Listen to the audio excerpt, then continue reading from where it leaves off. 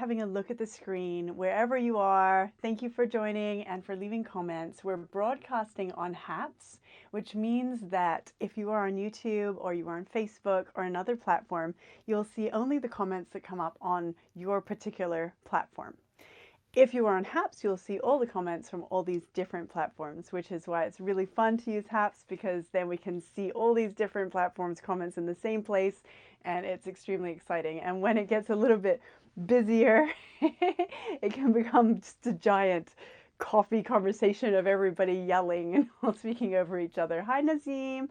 Hi, how are you? Hi, in Milan. We're here in Hong Kong. It was a black rainstorm yesterday, and then it is a very rainy day today and all this week. So everyone who's having better weather than us, go you. I'm here talking about my company, my business, my brand that I have decided, hi Kevin, to launch this year. I know that a lot of us have had very, very difficult previous years. Hi, Red Amore. This is live, right? So if you're watching the replay, all of the comments that I'm going to be responding to are live, and you can jump over onto the HAPS app if you want to see all of the comments themselves. Hi, Justin. Hi, everybody joining. Thank you so much for being here. It's been really such a long time. Oh, Penguin 6 is here. Oh, yeah, he's in quarantine, right? I have to catch up with him. But if any of you don't know, I used to live broadcast a lot on Periscope. And then when the platform disappeared in April 2021, most of us migrated, I think, over to HAPS, and some people are still broadcasting on Twitter as well. And I decided that that made a lot of sense for me to do because of its functionality. It has a broadcast studio, and it just means that I can multicast across many different platforms at the same time, and therefore be able to reach more people with this mission and purpose of financial literacy, which is now my main focus. It's really great to see you all again. Thank you so much, everybody, for joining. I am now starting to really appreciate the rain, hearing that the Antarctic polar wind blast in Auckland is occurring. So yeah, warm weather for me, please. And if you didn't know, then we have just launched the MoneyMind.global website. And we also have a Facebook page and an Instagram that we'll be announcing when it has some content in it. But until then, you can go and check out MoneyMind.global to see what we do and why we do it, which is really what I wanted to focus this post about, this broadcast about. So MoneyMind is a beginner's financial literacy empowerment online course. And it's a website that is planned to expand into opening up the conversation about this topic with more people that maybe don't talk about it all that much, and therefore wonder why we were never educated in this area. So I think schools are a big place that we expect to learn many things. Our parents also, sorry. But if we aren't learning the basics of personal finance management from school, from our parents perhaps, then where do we learn it? And I realized that this is where I wanted to help support people to get onto a ladder of being able to develop their own confidence and make their own choices about their budget management style, their investing style, their own personal way that they manage their own money. So disclaimer, as always, I am not a personal finance coach. I am not a qualified finance anything. And everything that I talk about here is my own opinions based on my own experience and should in no way be constituted as advice. Okay, legal stuff there. So I went through starting to work quite young. I was 17 when I started in media full time. And I went around and did my work and was quite successful at it for many years. But I still felt very, very overwhelmed and intimidated by personal finance and by just not knowing the basics that I felt everyone else maybe knew about personal finance stuff. But when I started to ask people, I realized that it was really hazy. And when I started to research a lot more, I increasingly got to know that there doesn't seem to be really basic, um, friendly, accessible information out there that is for real beginners or people who are really intimidated by this area and a little bit overwhelmed about taking the next steps. Hi, Pablo. Thanks. Great to see you. I was having trouble broadcasting today, so I popped your team an email. Pablo's from the HAPS team. Thank you, HAPS team, for making this platform available for us. It's so fantastic. We love it. Sorry. Allergies when it rains. I don't know why. Actually, every day it's I have these cough allergies. So I have this little COVID-19 vaccinated bracelet so that people don't think that I'm just, being a petri dish wandering around. It's just because, I'm just allergic to everything now. So I'm getting older. It's such a pain in the bum. Anyhow, so the past few years have been really stressful for a lot of people going through, the mental health struggles while during COVID, just the fallout of the whole situation itself and all of the tragedies that have come from that. And it has really showcased that a lot of changes perhaps needed to be made and are being made as a result of such a massive shakeup in our societies, in the way we do things, and the future of work, and in our lives generally. So as we increasingly step into more and more digitization of our daily lives, we start to risk widening the gap of our financial literacy education. Because when we find that we have less financial literacy education to begin with, and then we go onto many digital platforms where we don't actually have physical money, we can just spend, it can start to rupture our awareness of that pain reflex that we get when we actually let go of physical money. There have been tests apparently that have been done where people are put into an MRI machine. I don't know, like why or how exactly this works. So like, give me your money while you're in an MRI machine. But they put the people in and they, I don't know how, test the pain centers of the brain and track how they light up when a person is making a digital payment versus making a cash payment. The pain centers with the cash payment light up, and there is more resistance around making that type of transaction. Versus the digital payment, there's no light up of the brain, apparently. And that means that we are less inclined to be disinclined to let go of money, to just have it go anywhere at once without any awareness of that emotional resistance. So when we end up in a situation like that, if we don't have money management already in place, we end up in debt, we end up struggling, we end up overwhelmed or wondering why it's so hard to get ahead. And already today there's so many struggles in terms of housing prices and quality of life and all of these areas that are really important to be aware of. There are a lot of challenges that are increasingly inflating for people nowadays to try and have the lives that perhaps, like 20, 30 years ago, people were able to access with slightly less money. I'm not saying that that's necessarily like always the case, or it's just a generalization that I'm drawing here, that there are, with inflation in mind and some of the advances that we've had, there have been some issues for us to recognize in that way. So why I created MoneyMind was because I noticed that this area is an area that I had personally struggled with in the past emotionally, and then I didn't want other people to have to struggle about this area at all. I didn't think it was necessary for others to go through the journey that I went through to develop my very basic 5 pillars of financial stability. So we launched a startup. Well, my husband launched a startup, and I was there as emotional support. I had my background in media and taken time. Sorry, my hair's like annoying me obviously right now.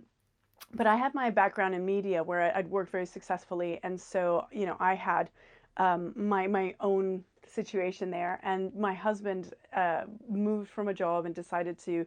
We discussed, and he decided to go into building this really great startup that was really the future of work as well in its way, and we made that leap. Really, I wasn't fully aware of what we were getting into. I'm not sure anybody really fully anticipates if they don't have eyes on that space of being in a startup previously. And I've always been an entrepreneur, so I guess I didn't anticipate. It just, I just didn't how hard it was going to be, and emotionally stressful. And so I decided, okay, this has really revealed like every single gap in my knowledge and awareness about like how I'm managing my own money and daily life and things like that. And so I thought I really need to get completely on top of this. I need to know like budgeting and where everything's going. And, it doesn't have to be like super, super strict, but also kind of does need to be super strict when you're in a startup. Sorry. Allergies. Um, but I really realized there were all of these little gaps that I hadn't had to account for before in my knowledge and awareness. So I said, okay, what am I going to do? I'm going to start from scratch. I'm going to do loads of research. I'm going to listen to loads of people online, Dave Ramsey, Natalie Bacon, all of these different people who coach and advise and are certified financial planners and advisors. So I'm going to get information from people like that and then figure out something that would work for us. And so what I did was I created a 5 pillars plan for our family. So the MoneyMind 5 pillars are money mindsets, savings, budgeting, investing, wills, and legacy. Those are the 5 pillars of MoneyMind and what we use for the entire MoneyMind platform. That's what we're going to be working on, and we're going to be sharing with people. We're going to be making little free courses so you can sample each subject for free on our website and see if you like it, see if you like my style of presenting, and if you find the information useful. You may find certain pillars good to know. You may find other pillars you're already very established at, but you may think, oh, these little updates are enough for me to make progress in every area on my own. And that is great. That is still in alignment with my mission and purpose for doing this in the first place. If you need a bit more help with really figuring out a broader overview of why we do each of the pillars and why they're important and how to adjust and adapt them into our lives, then the full course is going to be available. That's still in building. Thank you everybody for supporting that and for being so encouraging. It's been a long journey. But when the full pillar is out, it will have the MoneyMind 5 pillars of money mindsets, savings, budgeting, investing, wills, and legacy in the one course that you can see all of those 5 pillars, and you can get that given to you for a lifetime for you to use whenever you want to update or refresh, and everything that is additional on top of that one course will end up being sent to all of our course completers. So if there's a book that comes out or if there's something else that comes out, then it will likely be added on to that same price and included in that package. So people who will buy a new one will get that in the package, and people who had previously bought it will get an update saying, here's a new thing that is already included in your package, even though it didn't exist at the time that you bought your package. But if it's helpful or useful, then here it is as well, as a loyalty bonus, I suppose. So that's what's in the works. That's why the 5 pillars of MoneyMind are set in that way, because those 5 pillars are what I realized are the most basic, simple, fundamental areas that one needs to know about. Sorry. That one needs to know about, and just be okay at doing in order for our financial life to be pretty stable. And that's why they're called the 5 pillars of financial stability. So what I realized was that a lot of people are missing a pillar or two. So perhaps we don't budget. Perhaps we don't have our wills in place. Perhaps we aren't so savvy on the basics of starting investing. And I can't advise on any of these areas, obviously, because I'm not a financial advisor or qualified in any way to be giving advice in financial areas. I will not be giving advice on that. It will all be experiential overview. And if we were to need financial advisors to give advice on areas, then I refer to them, or I would give direct links so that people can go and find those financial advisors separately themselves. So I'm not sure if we'll have interviews or talks with financial advisors in the future in interview format that I could broadcast here on Haps, which would be fantastic. But it would be the type of thing that would be really, really great to be able to do, maybe pre-record and then load and share with everybody so that we can get some expert advice in there as well. So one of the things that I find with expert advice is that it's wonderful if you know the questions to ask. And if we don't know the questions to ask, or we don't have a little bit of a landscape awareness, then it can just be a frustrating, annoying, and slightly not nerve-wracking, but you know, I don't know what the word is to describe it when you're constantly worried about being scammed or led astray or being sold something you don't need. So when we go into a situation with a financial advisor where we have those feelings or emotions, it's really uncomfortable. And I think that having the basics of where we are currently at really clear in our mind, really clear in our sight, like really knowing ourselves. Oh, disconcerting. Thank you, Sarah. Yeah, disconcerting. Thank you. You know it. So having our self-awareness of where we're at, where we're strong, where we're weak, where we're really, needing we're really needing to maybe like level up a little bit in terms of our own personal education. That is vital information that a lot of us, I at least, didn't know I needed to know. Does that make sense? And I didn't know that I needed to develop a habit where I actually teach myself this stuff, like randomly or just in my daily life.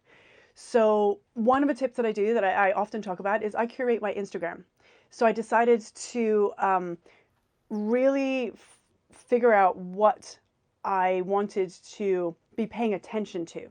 Then I said, okay, I do spend time on social media. And on my feed, there's a lot of friends, fantastic, wonderful, fabulous people doing really exciting things. And I thought I can just watch all of those on the stories because most people now are updating on the stories or in Reels. And I thought for my main feed, if I'm going to scroll my Instagram, then I want to see things that are useful or helpful. And so I put all of the friends on mute of the feed, but I kept all of my friends' stories.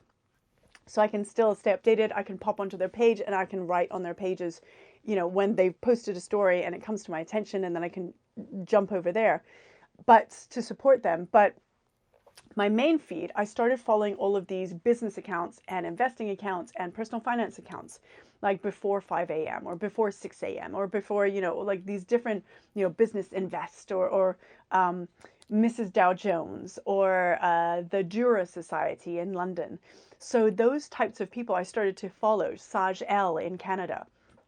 And because those people are then coming up on my feed with all this useful, helpful information, I started to micro-educate myself unintentionally. So I have, Saj L will post something that will be really interesting or fantastic.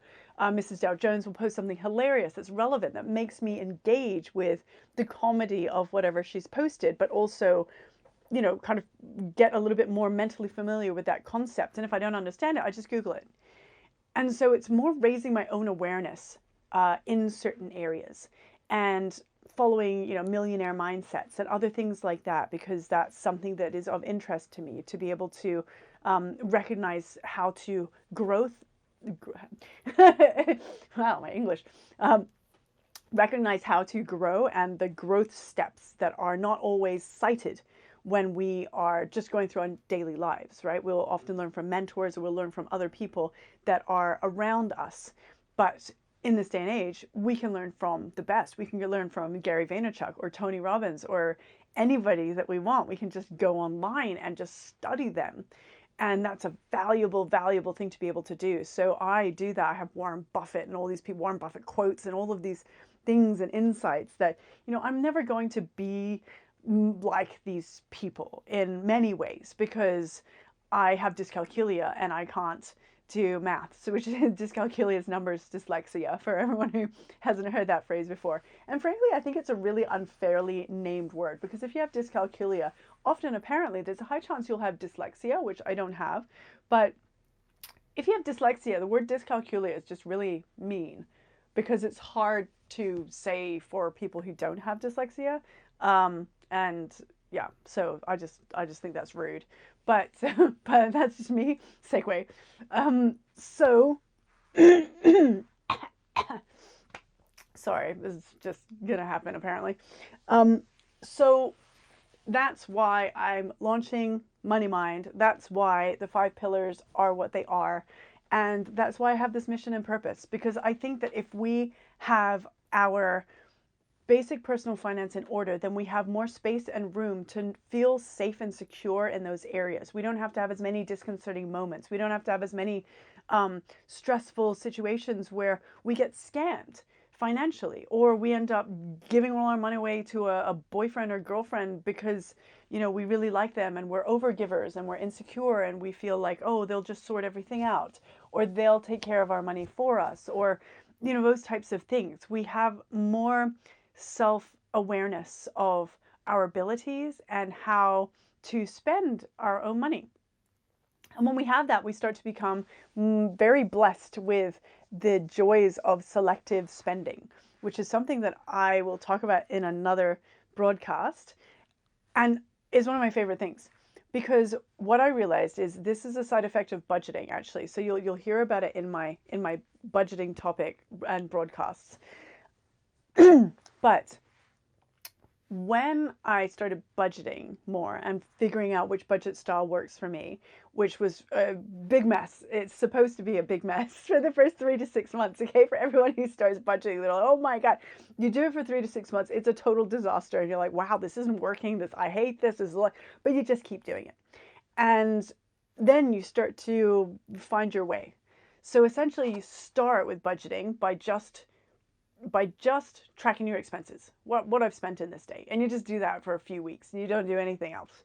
And then if you do that for just maybe 1 to 3 months, for some people who are savers, it will be much easier to get eyes on what you're spending and your routines and things like that more easily than just a spender who's, like me, I'm a spender type. I would just spend when I'm stressed, or spend on this, or it depends situationally. I would tend to spend a lot more or a lot less depending on the situations. And online shopping, I mean, yeah. So when we have the budgeting situation that we have put into place, we will start to see where our money's going. And I suddenly realized, oh, I really don't need to be spending that much in that area. Like, I don't need to be buying like muffins from Starbucks and then kind of half finishing them and then saving them for later and then forgetting about them and then not finishing the thing from Starbucks. Like, I really just don't need to be doing that. I have food at home, and there's just other ways that I could be spending that same money. So selective spending is what that's called. When we suddenly realize, oh, I'd rather be more selective about how that money is going out and where it's going to.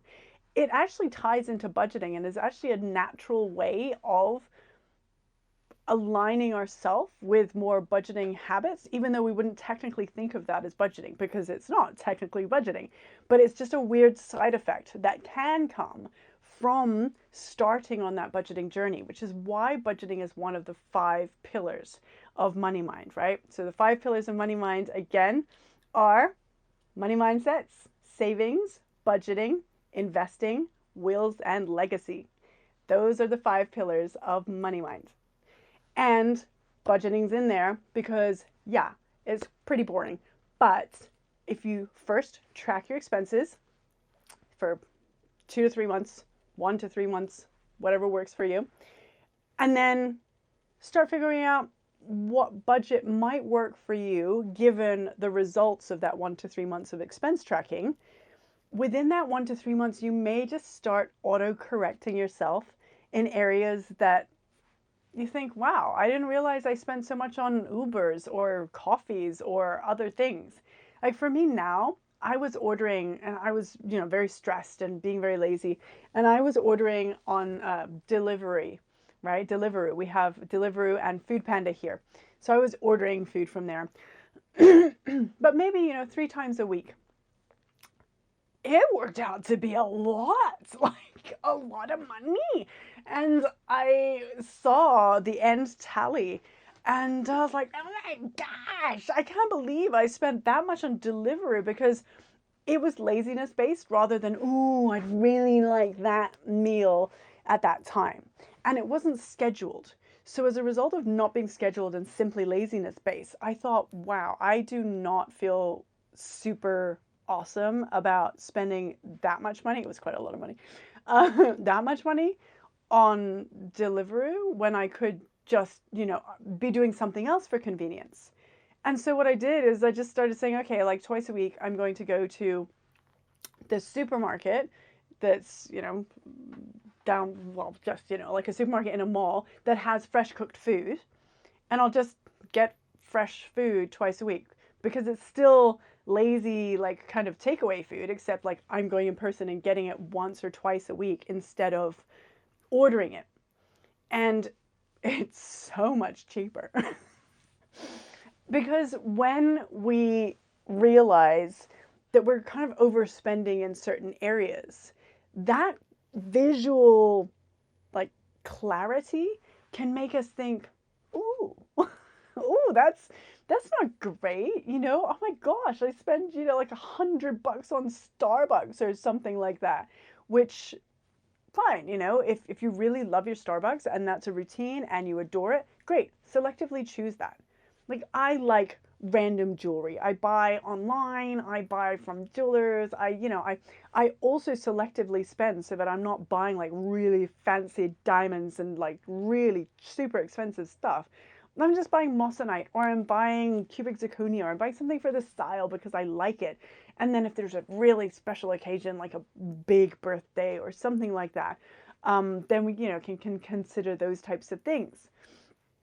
But if it's not that important to us, do we really want to be spending quite a lot of money on that? Especially when we use the technique of thinking, what could I have bought for that money that I would have like super preferred?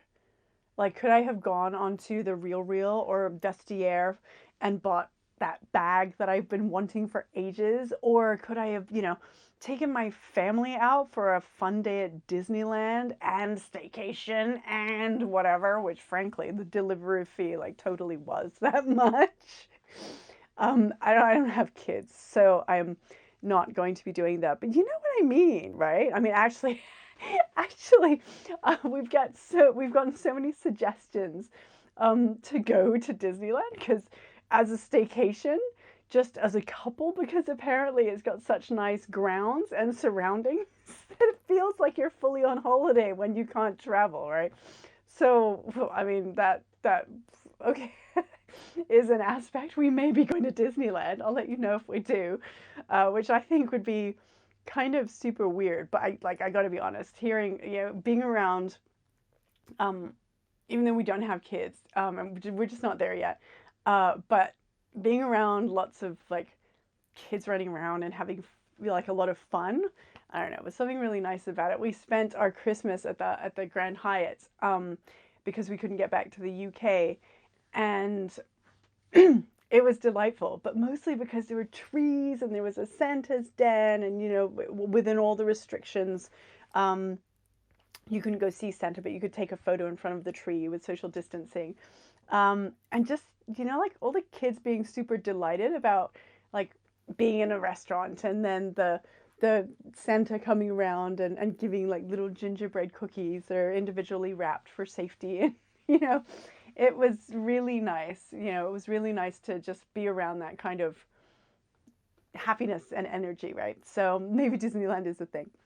Anyhow, oh, make your own jewelry workshops in Central. Yay. Thanks, Kevin. That sounds like it would be super fun to do. Maybe I'll do that sometime. I'll look into that for sure. So that type of thing, the jewelry workshop, maybe I would rather selectively spend on something like that rather than spend on, my Deliveroo order, or whatever it may be. And maybe it would just be reducing it, that I have Deliveroo once or twice a week, or once a week, or when I'm really craving it. So it really helps us when we start tracking our expenses to keep in mind what, and start to get to know what really makes us happy, essentially. And when we get that awareness of becoming more self-aware of our personal finance habits, we start to be able to grow into that space of being able to create our own choices. And as a result of that, the knock-on effect is creating our own future, because we're creating our own choices. So if we are creating our own choices, then our own future is created from them, right? If we are making choices that align with more financial stability, better awareness of our budget tracking, then we will have both of those.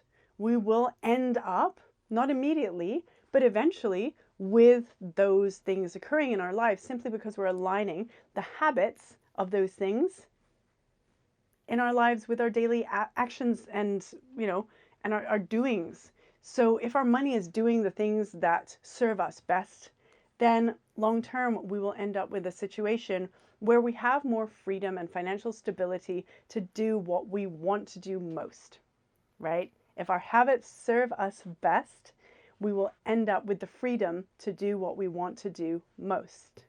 And that's really the goal of all of this, is to be able to say, yeah, I'm fine with my financial situation right now. I'm budgeting, I'm investing, I'm saving, I'm doing the 5 pillars of MoneyMind. I got my money mindset sorted out. I know how I think about money. I've got my savings sorted out. I have a savings plan that I'm doing every month. I have my budgeting in order. I just track my expenses, or have a budget that I work with, and have my awareness of where my money's going. That's all a budget is, really. Then I know where I'm investing. It may be lazy investing, it may be active investing, whatever works for me.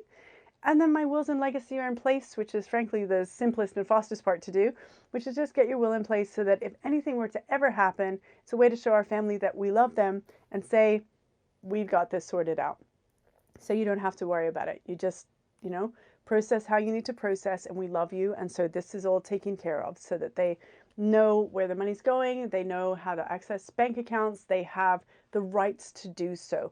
That's what the will does, and that's why it's important. And in that will section, I've also tied in the legacy part, because that, I think, for many of us is going to be something that we want to move forward with long term.